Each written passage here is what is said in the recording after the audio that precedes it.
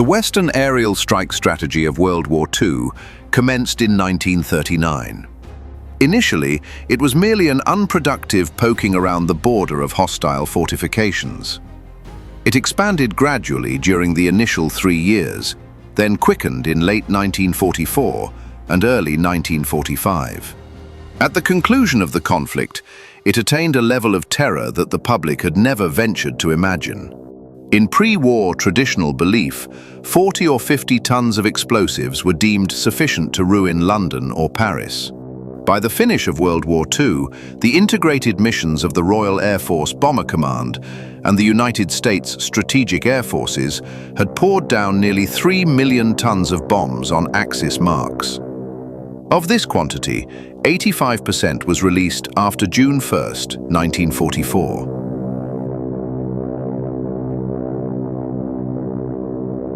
The increase was enormous. It only turned feasible when the Allied air forces and the transport networks had attained the scale to conduct a real air battle.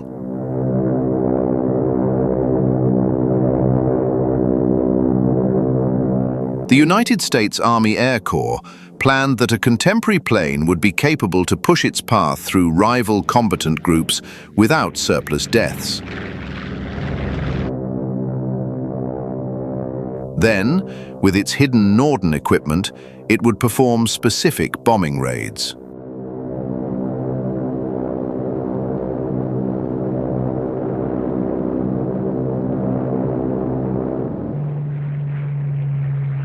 The British conviction in accurate daytime raiding was broken by a high casualty figure. England was to discover that it lacked the gear or the talent for detailed night attacking either.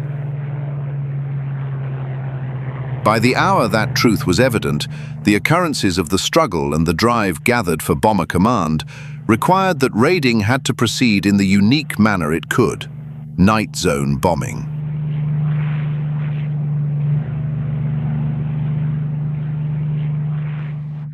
Several folks claim that there are levels of ethics in raiding. They state that zone bombing is more sinful than the specific raiding promoted by the United States. But in the truths of World War II, specific raiding was normally a target unreachable to achieve. The issue was not, do we strike accurately, but do we strike at all? When the Americans landed in Europe, the British sought to discourage them from the notion of daytime specific raiding, but American theory and machinery were committed to that chore. They could not easily be shifted to night labor. To the shock of the Americans, the foul climate over the mainland signified that accurate daytime raiding was unattainable. The 8th Air Force had to depend on electronic gear that had been created for obscured raiding. The consequence was that, opposite to general thought, the American project was mostly a zone raiding operation.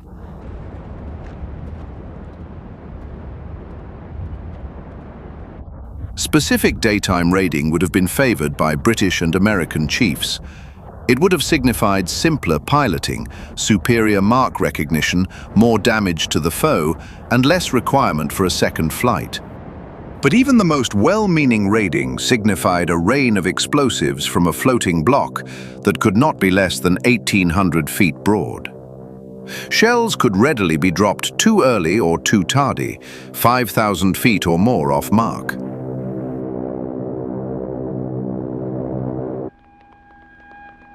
Then there was the climate and the German defense systems, from aircraft to sensors.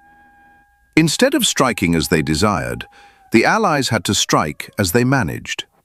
For the largest part, this meant zone raiding. Before the conflict, most chiefs believed that striking civilian marks would be a potent war-winning tactic, but no one had any notion of the massive labor needed to manage a triumphant bombing operation. Nor did they perceive the immense flexibility and power owned by a contemporary factory nation like Britain or Germany, or the grit of their citizens.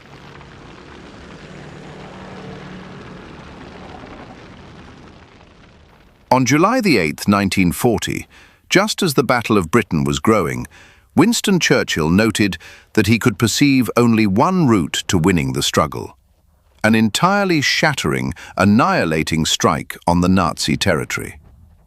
We must be skilled to crush him by this method, without which I do not perceive a path through.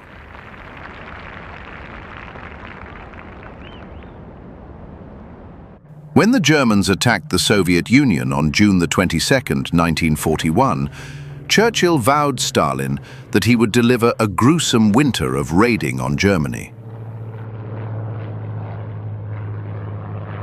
The night raiding campaign was quickened. It was the sole thing Churchill could or desired to provide Russia in the shape of a second front. But two civic factors interfered to stop air strength from crushing Germany by itself. As the raiding campaign grew in force, the United States outshone England in power and started to command the path of the war.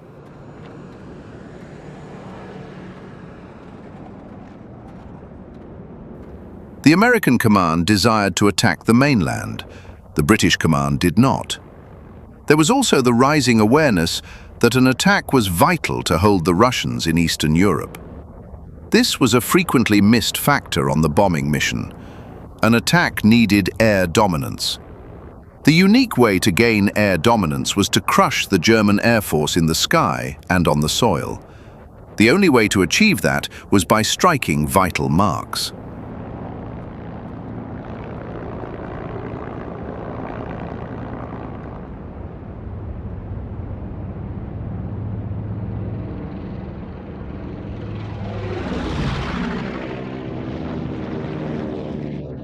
The British discovered the dangers of daytime raiding in one task. On December the 18th, 1939, 24 Vickers Wellington twin-motor aircraft conducted an armed inspection of Wilhelmshaven in Germany. The Wellingtons were the finest RAF aircraft of the period. German pilots shot down 10 Wellingtons into the water, 2 more fell, and 3 smashed on touchdown. The truth was vivid. Unprotected planes could not strike in daytime and survive. British practice and theory were ruined at a blow.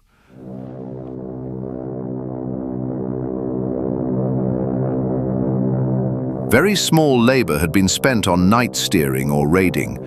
Few teams were skilled at locating the vast Ruhr area in the black, let alone a town or a plant. As though you're likely to know. I can't find where we are. We're coming to Carl's, famous for its breweries, you know. Good old Meg. Let's go down and spread its bread. Yet the struggle had to be waged. The British shifted to night strikes, and they performed incredibly well, at least according to their accounts. One door's open. One door's open. Left, left. Steady. Right. Steady. Steady at that. Accounts were produced of huge blazes sparked by the strikes. Hopeful thoughts turned tons of shells fallen into plots of ruined plants. The teams trusted their accounts. RAF chiefs centered further steps on them. Churchill steered his war budget to the benefit of a massive raiding campaign.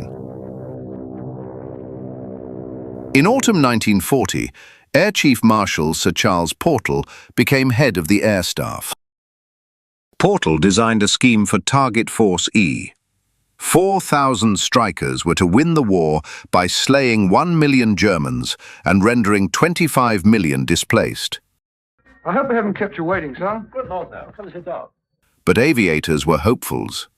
This was mirrored in reported precision in raiding, in the figures of planes shot down, and in the impact on enemy deeds. 2345.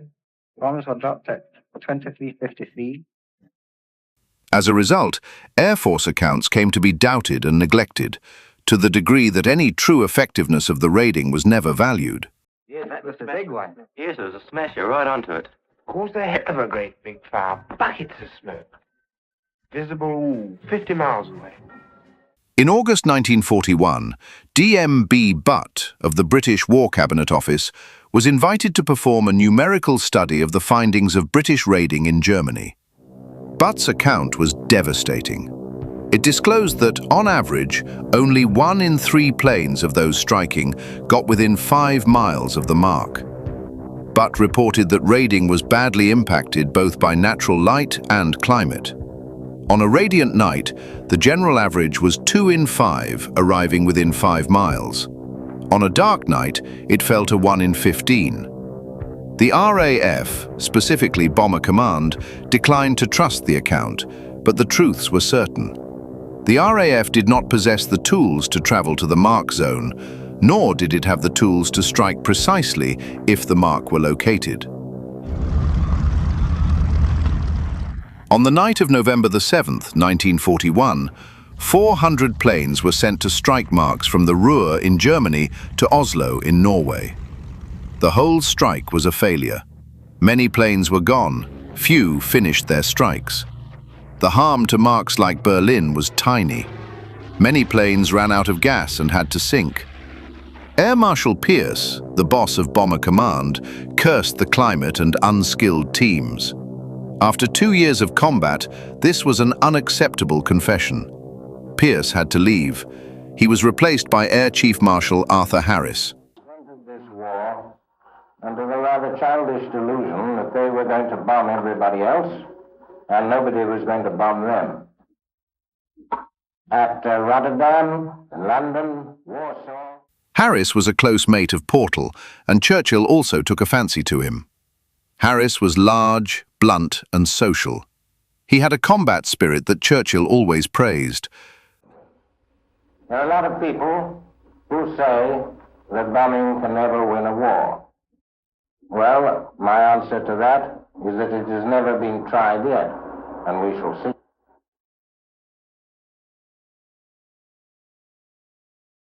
Now, there's your plug and lead. Right, thank you. Operation tonight, fellas. How do you know? I'll get around. I'll get all the gen.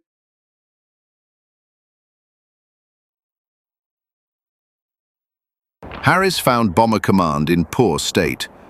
It only had 378 operational planes and teams. Only 69 of these planes were heavy strikers.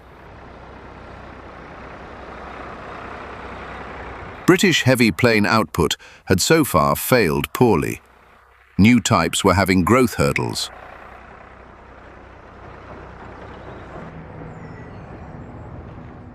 The 3 main Royal Air Force middle strikers were sturdy-looking versions of the first age of modern, all-metal shielded cockpit planes. What they lacked in complexity, they made up for in good old flight merits.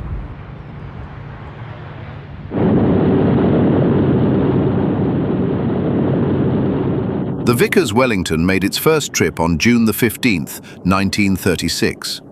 It was the main RAF striker until the 4-engine Giants came along. It had a span of 2,200 miles and could haul 4,500 pounds of shells. It was a notable plane for its era, but far from sufficient for Harris's wants.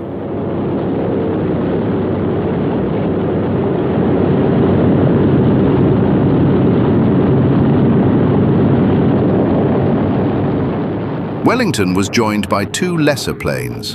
The Handley-Page Hampton was called the frying pan because of its strange tailpiece design. The other was the Armstrong-Whitworth Whitley, fondly termed the flying barn door because of its flat flanks. In order to help reduce its ascent path, the Whitley's wing was given a very steep angle of tilt. As a result, the Whitley sailed in a curious nose-down pose.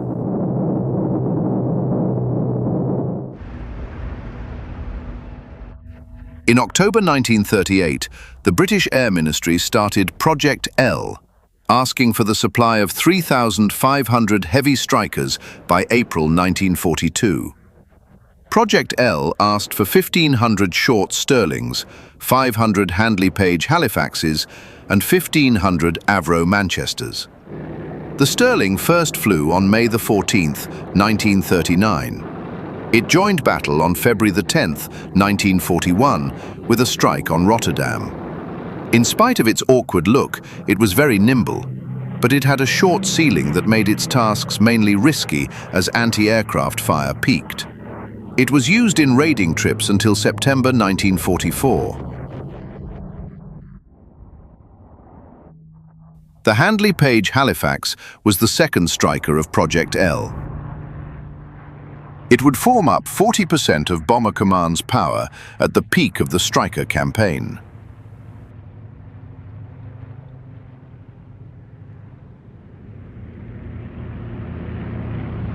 The third striker in Project L was the Avro Manchester.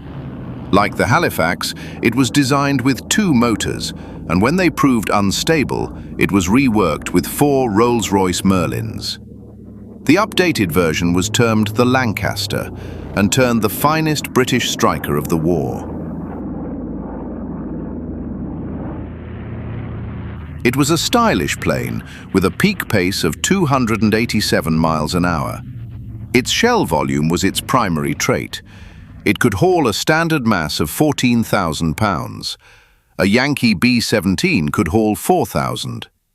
Finally, the Lancaster would be altered to haul the 22,000-pound Grand Slam, the weightiest shell of the war. The Lancaster was hurried into manufacturing even before its initial trip. It gave Arthur Harris the craft he desired for Bomber Command. He took it in bulk. Eventually, nearly 7,500 would be made.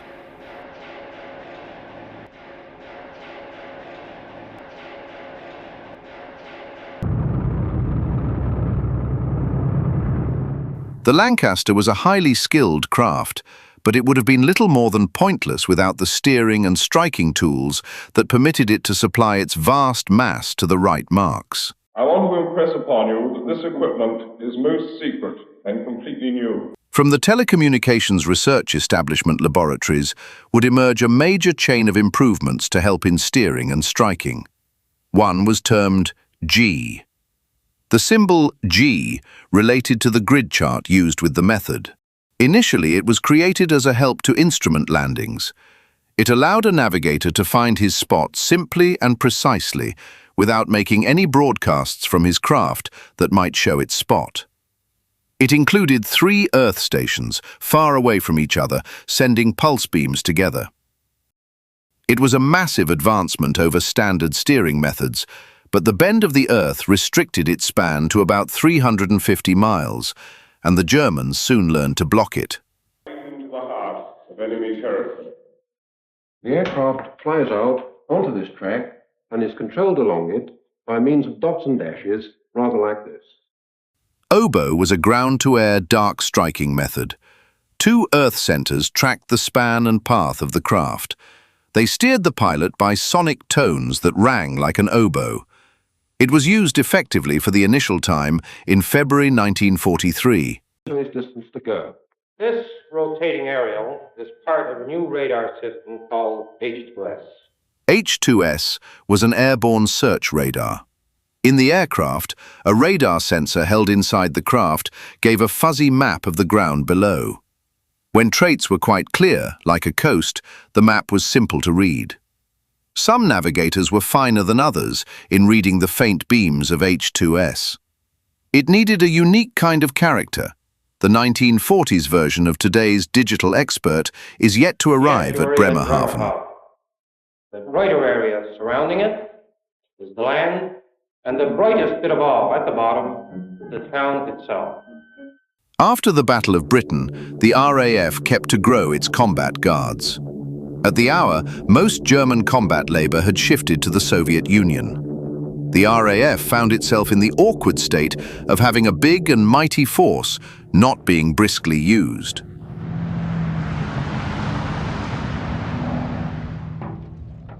Tasks were started to compel the Luftwaffe to battle. Some raids, termed rhubarb, were done by fighters only. Others, termed circuses, were fused combat and striker tasks. In the heat of 1941, rhubarbs and circuses joined into what the British termed a constant struggle. But the Germans could choose to battle or not. German radar and radio signal units gave plenty notice of arriving RAF trips. They could be faced by a suitable force. The fresh Messerschmitt Bf 109 fighters were a balanced rival to the entering Spitfires.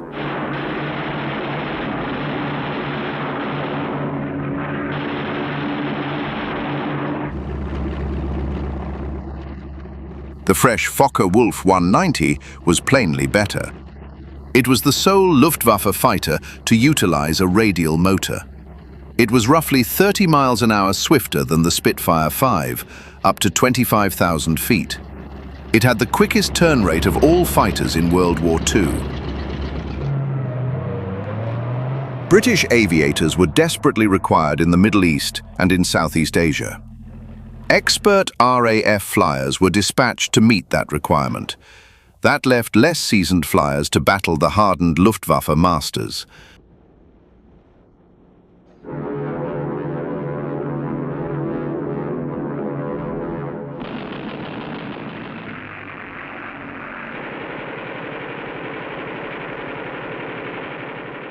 The British strikes failed poorly. Through 1943, the Luftwaffe reached an almost 4-to-1 triumph scale.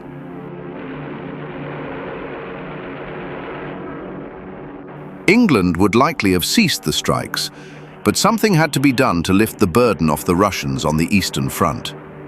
The RAF was compelled to sustain a mission that it would happily have paused. Achtung, Achtung! Englische Flieger kommen! Alle in den Keller!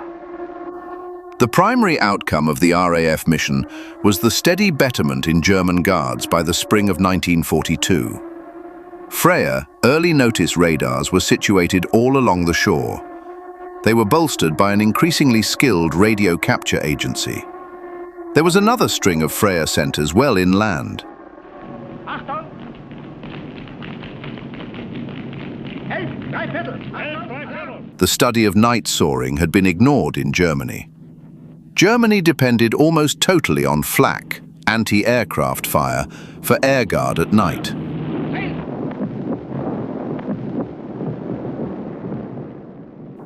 The pre-war German beams, mark calculators and cannons were superb for their era. The flak groups were deemed to be an elite. The Germans thought that flak could erect an almost solid barrier against entering planes, but British raids over Germany soon made it clear that night combatants were vital.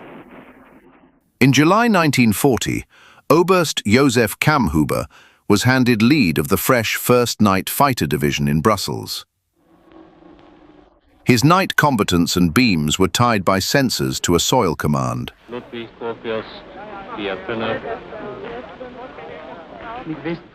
The combatants could be guided and aimed to the entering strikers, which were lit by the beams.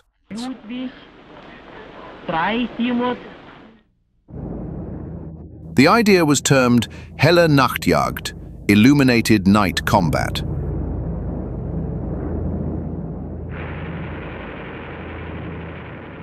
It made greatest use of current gear to equal the British Bomber Command's power.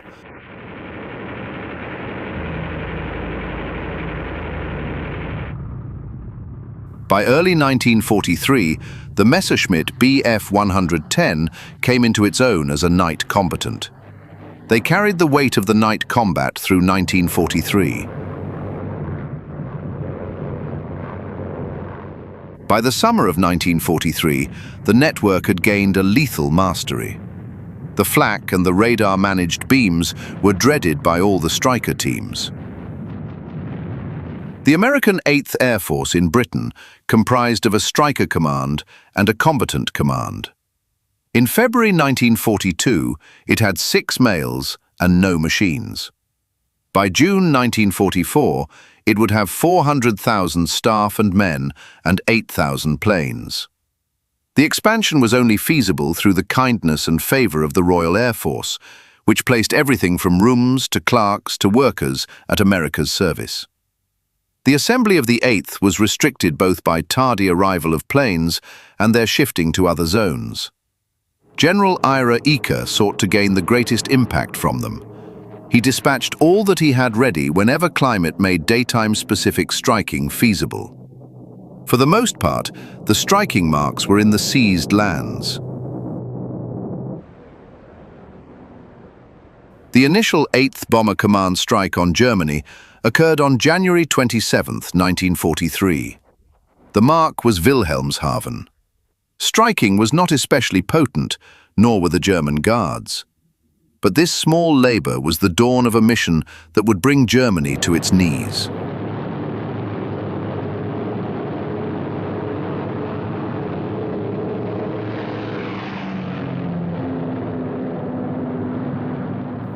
For the next 30 months, the 8th Air Force battled the best the Germans had to provide in the form of combatants and flak.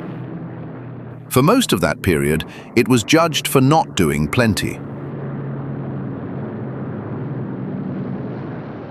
The judges at the peak were ignorant of the heavy troubles of getting teams ready for battle in striking, group flying and shooting.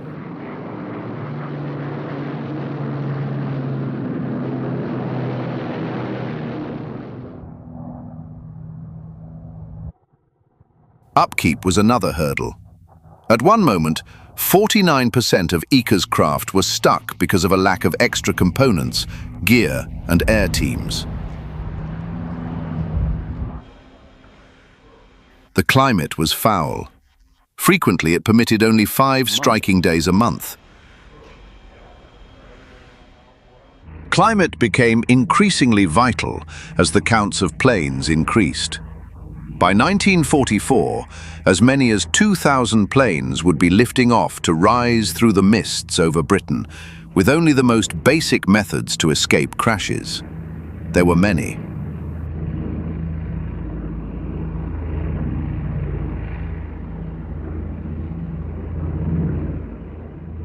The February 16, 1943 strike on Saint-Nazaire demonstrated early on exactly how tough daytime-specific striking was. 65 strikers attacked the submarine docks, 6 were shot down, and 2 more were gone in a crash. At that death scale, the entire force would be erased in just 8 tasks. On a 25-mission stretch of work, a 4% death scale would signify that logically no one would stay to finish the stretch. Even if the death scale fell to only 2%, the teams had only a 50% risk of enduring.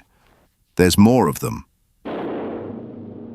But by early 1943, the 8th Air Force was totaling an 8% death scale. Sioux Fighter, 6 o'clock up, coming in, diving out, Chief. B-17 in trouble out of 2 o'clock, watching. Got an engine on fire. This signified that on average, no one could hope to finish his 13th task. There's 2 more diving through the 94th. 3 planes, 9 o'clock, coming around. Keep your eye on them, boy. Coming around the 10. Watch them, so keep your eyes open. Yeah. They're breaking at 11, breaking at 11. I got him. Coming around underneath at 10 o'clock. The state required fresh chiefs and fresh plans. Both surfaced. 3 o'clock, motor smoke. Colonel Curtis E. LeMay was only 35 years old. He was a gifted chief. His quiet style and talent to reach tough choices won him the title Iron Ass. He was the director of the 305th Bomber Group. LeMay focused on heavy coaching. He personally managed it, soaring in the high dome of a B-17 and shouting out orders to his plane directors.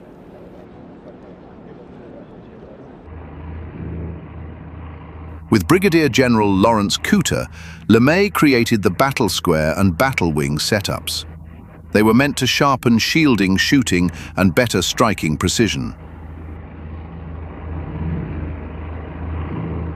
Each battle square had 18 to 21 strikers in a group. 3 groups made a battle wing. The front group flew a bit ahead of the other 2. Another flew 1,000 feet higher and to one side. The third flew 1,000 feet lower to the other side. With 54 strikers in a setup, a striking German combatant would be tracked by up to 540 machine guns.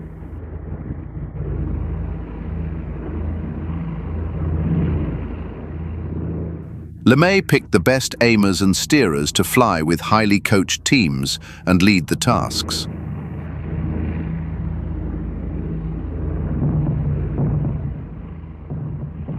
Instead of each craft striking alone, now all the craft in the setup fell when the front team did. This ensured a much higher general precision.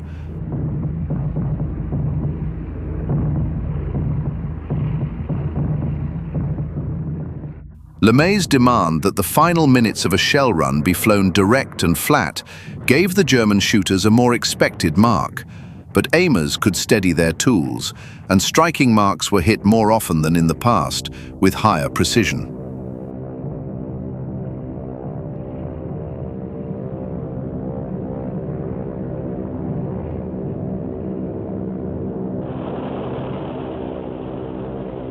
Success in specific striking in spring 1943 eased the stress to shift to night striking.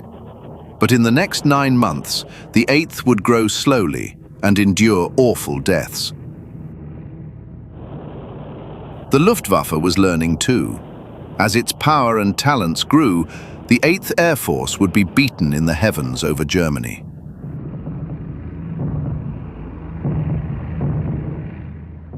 Meanwhile, in May 1942, Bomber Harris sought his first big triumph for Bomber Command in the 1,000-plane zone striking raid against the German town of Cologne. Harris's goal was as much to move his judges in England as his foe in Germany. He recognized that the citizens were craving for a triumph. Harris had already harmed the German towns of Lübeck and Rostock in March and April.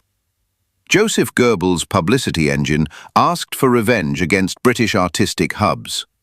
By frantic labors, pushing all of Bomber Command's assets, Harris gathered 1,043 planes. More than half were Wellingtons, but he also had some of the fresh four-motor strikers, the Halifaxes, Lancasters, and Stirlings. 35% of the planes were flown by teachers and pupils from the practical coaching blocks. This was a gamble. If coaching teams were ruined, the striker campaign would be held back for a year until they were set up again. On the night of May the 30th, 1942, the climate was fine from ascent to touchdown.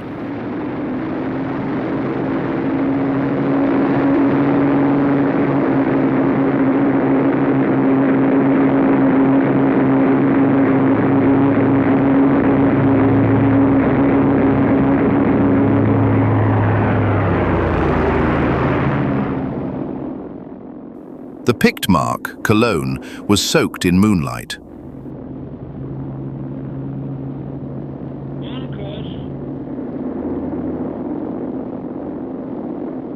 Harris used flooding methods. Within 90 minutes, 898 planes fell more than 1,500 tons of shells on the historic town. Huge blazes were ignited. They kept to burn until the next day. More than 600 acres of the town were ruined.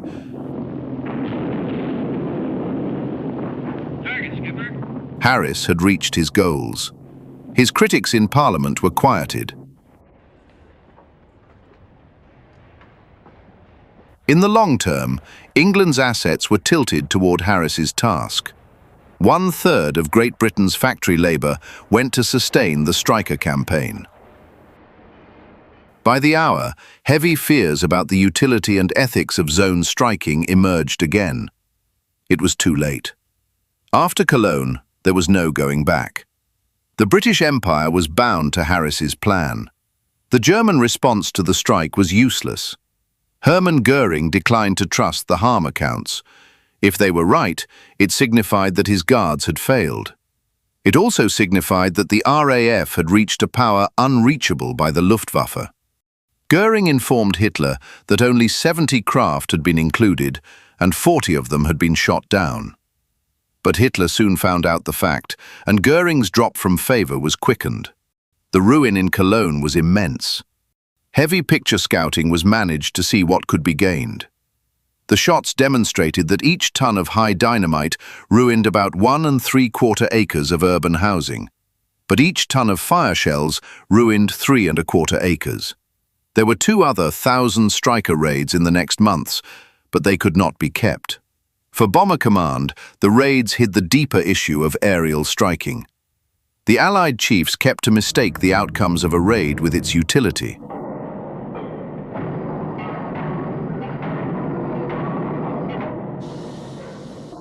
In all these raids, the outcome was plain ruin and harm. But in truth, the early striking, all the way through the struggle to the center of 1943, had tiny impact on German output and less upon spirit. In many of the towns hit, output of war goods was back to usual within a few days.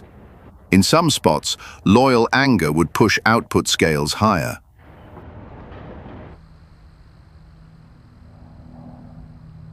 In this mood of overvaluing of outcomes, there was a failure to perform double raids. Hard-hit marks were left alone to heal. The strikers shifted their focus elsewhere. As the skill of German night combat climbed, it made the British raids more and more pricey.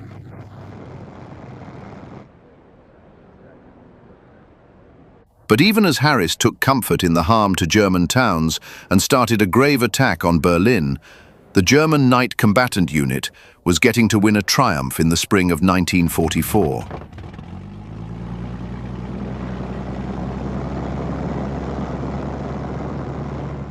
This troop is leading a formation to Mariensburg today. The idiots will be high. All through 1943, the 8th Air Force kept to expand. But there was a rising price to its tasks as the 8th dove forward into Germany without a suitable long-span combatant escort. B-17 out of control at 3 o'clock.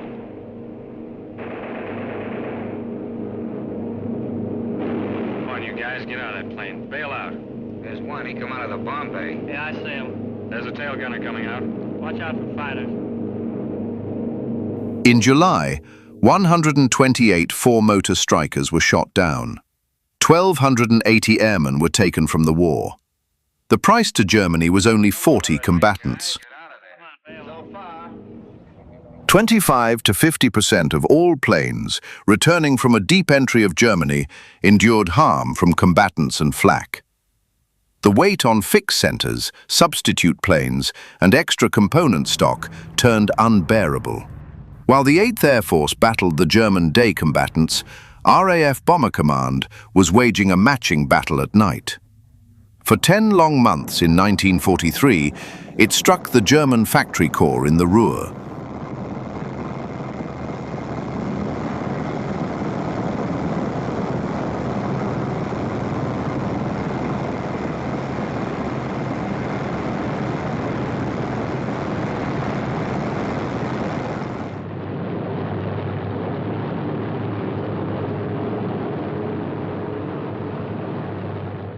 The most fierce stretch was March through June, when 26 heavy strikes were made. These included the noted dam-buster raids.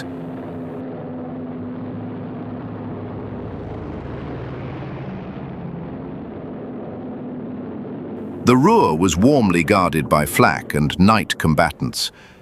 It became clear to Bomber Command and the 8th Air Force that the German combatant force had to be ruined if striking tasks were to proceed.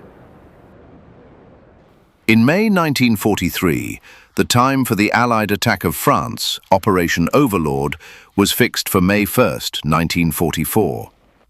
This gave Bomber Harris and Ira Eaker 12 months to finish the goals of Operation Pointblank. Pointblank was the pooled striker campaign. Allied air dominance was vital if the attack of France was to triumph. It was vivid that air dominance could only be founded if the Luftwaffe was driven to fight. This was only feasible if the striking of vital marks could be kept.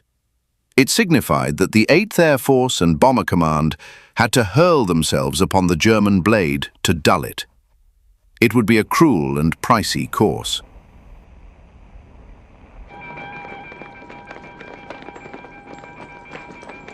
By the late spring of 1943, the Luftwaffe was boosting its power. The figure of combatants guarding the Reich was rising. But there was a price. Bolstering the Reich thinned air tasks on the Eastern Front against Russia. Guarding Germany against striking raids cost the Reich air dominance in Russia, and the focus on output of combatants signified the total removal of the Luftwaffe's striking force.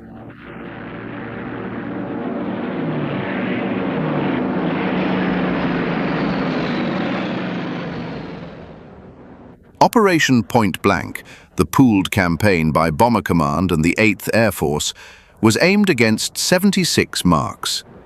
It was fully admitted that this general strike was reliant on ruining German combatant power either before or during the strike. The Luftwaffe was to be ruined in the sky, on the soil, and in the plants. General Eker started a loyal carrying of the order.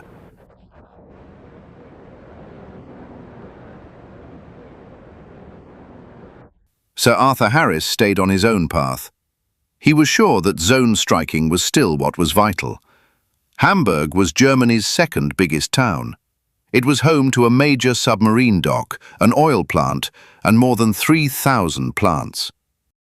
The choice to strike it was made when Sir Arthur Harris had been in lead just over a year. In that year, his force had been mostly fitted with 4 motor strikers.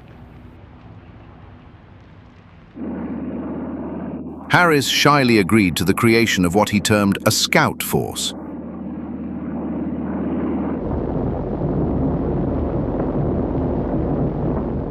Two planes would use the G steering method to place down lights on either side of a mark. Then other planes, termed illuminators, would sketch the mark zone in red lights. Finally, beacon planes would drop fire shells to start blazes in the mark zone.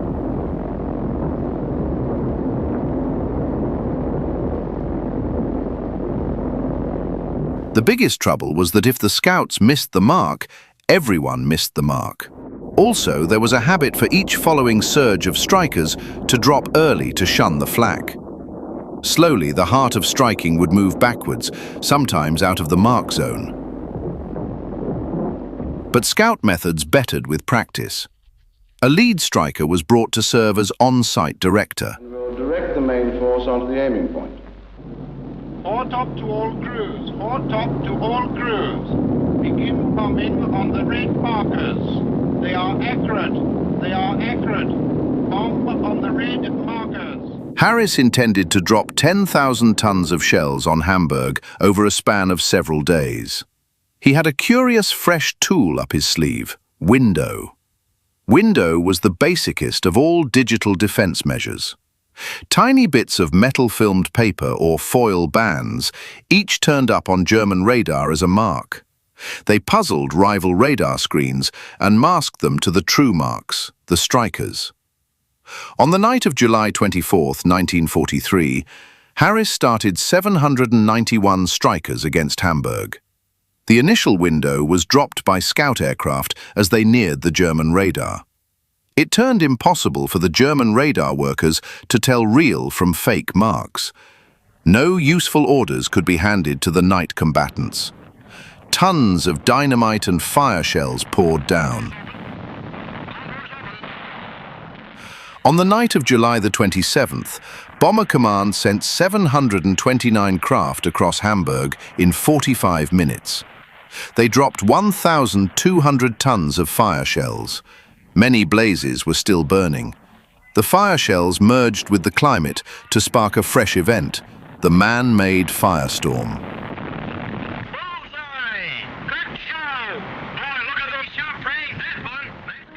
The various blazes in Hamburg became a single inferno. Temperatures reached 1,000 degrees Celsius. They formed a massive cyclone of heat that pulled huge trees, set road tar burning, and pulled human beings into the core of the storm. As many as 50,000 souls died. It was by far the gravest striking tragedy of the war thus far. Germany was rocked by a surge of dread. Albert Speer, Hitler's weapons minister, figured that a like strikes on 6 more German towns would bring the war to a stop. But Adolf Hitler, the sole man who could have shifted things, was not touched by his people's agony. He was sure that the German nation would sustain the war no matter what. He commanded Speer to fix up the output troubles, which he did. The nation of Hamburg went back to work. Their spirit did not snap, even when Bomber Command struck again on July 29th. 50,000 souls had been killed. 900,000 souls were displaced. Thousands of structures were ruined. Yet the German nation rallied fast. After the war, it was figured that the raids had cost Germany only 2 months' output from its Hamburg plants, and as the nation recovered to fight on, so did the Luftwaffe.